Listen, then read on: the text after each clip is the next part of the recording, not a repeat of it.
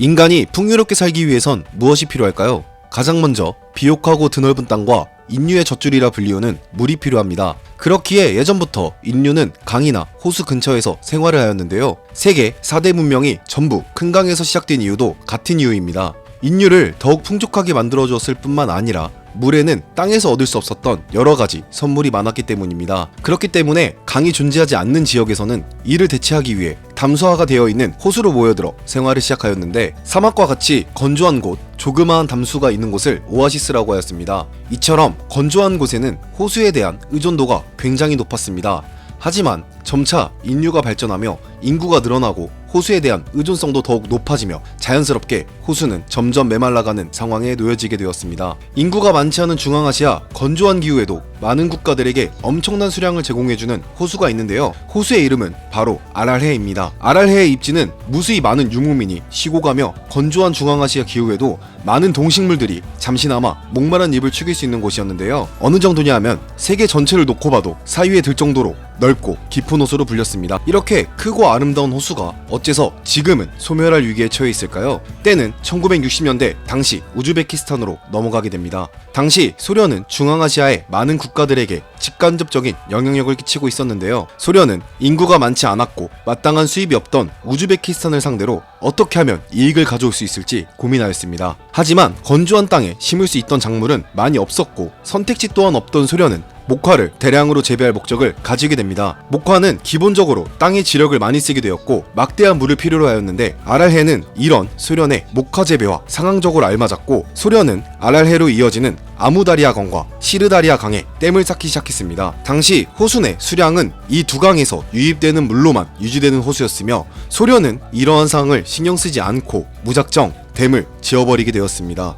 또한 관계를 목적으로 투르크메니스탄 일대에 위치한 카질쿰의 1445km의 카라큰 운하를 건설하였으며, 이 또한 아랄해 수량을 절반 가까이 가져가면서 수량 저하에 큰 기여를 하게 되었습니다. 이 결과로 중앙아시아는 엄청난 대가를 치르게 되었습니다. 가장 먼저 두 강의 댐 건설로 인하여 아랄해의 물 유입이 줄어들기 시작했습니다. 근처 카스피해와 달리 아랄해는 수량의 깊이가 깊지 않았고 물의 유입이 줄어들기 시작하면서 주변 면적부터 점차 줄어들게 되었습니다. 위성상으로도 뚜렷하게 줄어들었는데 1990년대와 2012년도를 비교하면 수량이 엄청나게 줄어든 게 눈으로 확인이 되는데, 약 50년 사이에 수량 면적은 10분의 1까지 줄어버리게 되었습니다. 호수의 감소로 인한 문제는 수량 저하뿐만이 아니었습니다. 아랄해 주변은 중앙아시아 치고 살기 괜찮은 편이었는데, 수량 저하로 인해 마른 호수 바닥은 낮에는 끓어오를 듯이 뜨겁고 밤에는 엄청나게 추워졌으며 주변 강우량 또한 현저하게 줄어들게 되었습니다. 애당초 목화 재배를 위해 만들어진 댐까지 점차 말라갔으며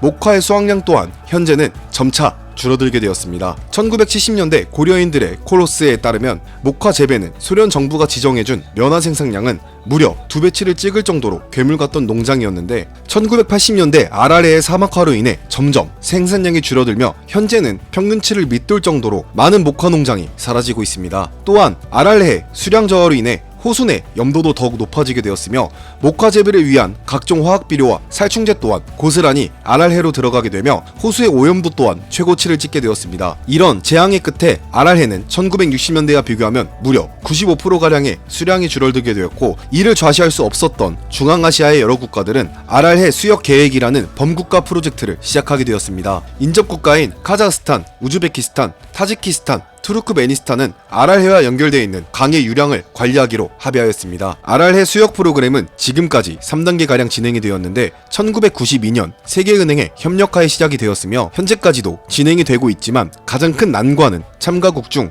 아랄해에 거주하는 거주민의 위기인식이 저조하여 대중적인 지지를 끌어내지 못했다는 점입니다. 이후 2차, 3차까지 진행이 되며 아랄해 주변 사막지대에 관목을 키우고 문제점을 공론화하여 수위를 이전 상태까지 복원하는 계획이 진행되고 있습니다. 효과는 분명히 있었지만 이전에 존재했던 수량을 채우기에는 여전히 미미하였고, 단지 현재의 수량을 유지하는 것도 버거울 정도로 아랄해의 상태는 매우 안 좋았습니다. 2015년 이후 호수의 모습은 이전 수량을 간신히 유지할 정도로 처참하였고, 자연을 훼손한다면 전부 인간이 감내해야 한다는 교훈을 주었습니다. 현재 아랄해 근처에는 많은 사막이 생겨나고 있으며 아랄쿰 사막은 인류가 만들어낸 가장 젊은 사막으로 아랄해가 말라붙으며 생겨난 소금 사막이 되었습니다. 현재까지도 북아랄해를 제외한 나머지가 사막이 될 가능성 또한 배제할 수 없습니다. 자연은 인간에게 많은 것을 내어주지만 인간 욕심 때문에 훼손이 된다면 고스란히 인간이 돌려받게 되는 교훈을 남겨주었습니다. 시청해주셔서 감사합니다. 다음에는 더욱 유익한 영상으로 찾아뵙도록 하겠습니다. 감사합니다.